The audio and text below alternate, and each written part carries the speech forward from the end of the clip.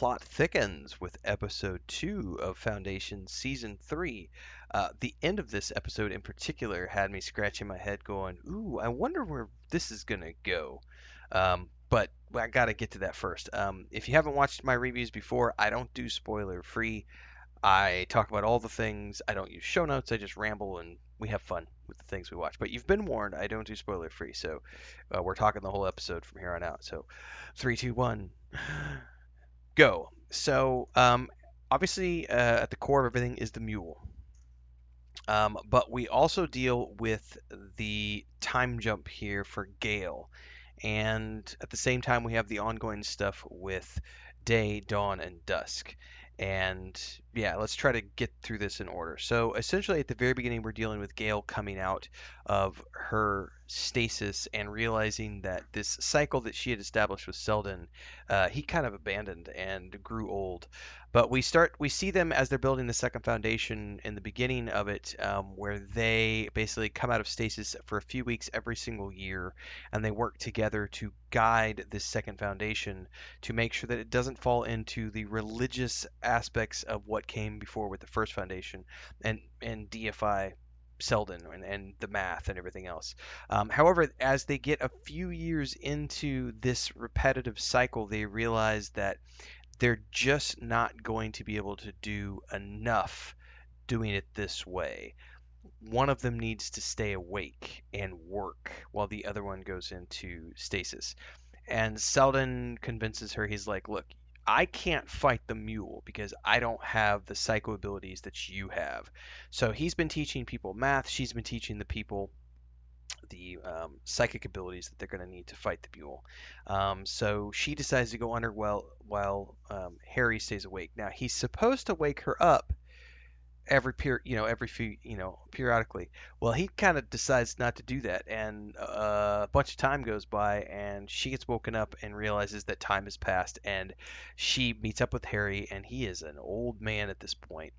And he basically gives her this speech, shows her the events which are happening very shortly with the mule, shows her that the radiant is showing this divergence of things, and then he disappears with his beloved inside.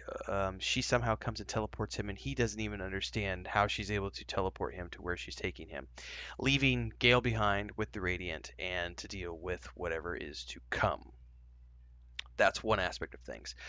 On the Pleasure Planet, whose name escapes me at the moment, we see the mule once again, and this time he is showcasing his abilities to this gathering group of people. And it is here we realize, as he explains things, that he is not this omnipotent creature, that he does in fact have limits, and that the act of convincing someone is very taxing and requires him to push himself in ways that he doesn't want to do all the time. So he finds it far more beneficial to demonstrate his powers and then basically convert everyone else through fear. And so he takes the daughter of the king of the planet who he killed in the first episode, and he forces her to put a gun to her head and pull the trigger in front of all of these gathered lords and ladies of the Pleasure Planet. Of course, there's no clip in the gun, um, but it still demonstrates that he has the power to make people do things. And this convinces, basically, theoretically, is going to convince everyone that they need to fall in line. So it's very interesting, though, that he's not omnipotent. That gives us a starting point for, okay, he has a weakness. We can find a way to leverage this weakness. At the same time this is going on, we meet the descendants of, I'm going to forget the name now. He was in the second season. Um, I can't remember the name. His descendants are the head of the traders, right? And if you remember the spy guy from the very first episode who stole the ship from the Foundation mayor leader, he shows up and wants to convince these two that he needs an invite with them as a +1 to get into this party that the mule is throwing, because he believes that the mule is a threat, even though the Foundation leader doesn't want to believe that the mule is a threat. He believes the mule is a threat and he wants to know more, so he wants to get invited to this soiree that's being thrown on the Pleasure Planet. This is the part I'm not sure what part he's going to have to play in things now, other than he's just trying to get more information on the mule from within. And I don't know if he has any ties or even knows about Gale at all, because I think Gale is like off, kind of living behind the scenes as far as I understand things outside of the actual Second Foundation. If I remember correctly from the first episode, they have like their own secret, like behind the scenes thing. Um, I would have to go back and confirm that though, because that's the part I get a little confused on sometimes. Now, behind all of this, you have the fact that the um, dawn is about to become day. I think they said in the first episode it was in 10 days. I don't know how many days are left in this. But there's a whole bunch of dawn, day, and dusk here in this episode. Quick commercial break, everyone, to celebrate and give thanks to all of these amazing people who keep me on the air full time. Really appreciate the support. All you got to do is join as a member. You get access to private videos. You can also do super thanks on any upload or super chats and stickers on any live stream or premiere you see. And beyond that, don't forget we're multi-streaming over on Twitch now, so you can support over there as well. Thanks so much to everybody. Let's get back to the video at hand, where essentially they're all looking at the Radiant, and Day basically tells them all to fuck themselves. He's going to go off and get high and doesn't really care at all about anything. Um, Dusk Empire wants to. He tries this last ditch effort to convince Demerzel. He's like, look, you could really use my help. Just delay the inevitable. Just delay it by a few months. You need to, let me live a few months longer. And she's like, I'm a clock and I am always on time. So he then goes to Day and tries to convince Day. He's like, you're the emperor. You still have a few days left. You could make this decree that allows me to live longer. And Day is like, no, no. Like, it's been proven that our minds deteriorate when we're old, and I don't, why would I help you? We're just all puppets. And there's this scene where he takes a knife, jabs into his arm, pulls it down, and then we watch the nanobites heal it along the cut. And he's like, we're just ragdolls, man. And he flicks the blood across Dusk's face and then throws the knife down and walks away and does this like ragdoll dance. And you're like, God damn, this guy is like, it's Lee Pace doing what Lee Pace does best, which is he's a brilliant actor. Um, so yeah, he doesn't really give a shit.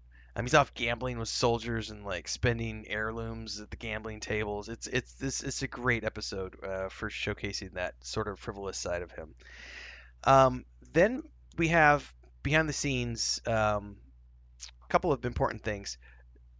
Empire Dusk has created this planet killing wormhole Death Star type thing, and he tests it and it destroys a planet. And he's going to give this to Dawn as a weapon, as a parting gift. And Demerzel doesn't know about it, or so, that's what he says anyway. I don't know if that's true. We'll find out later.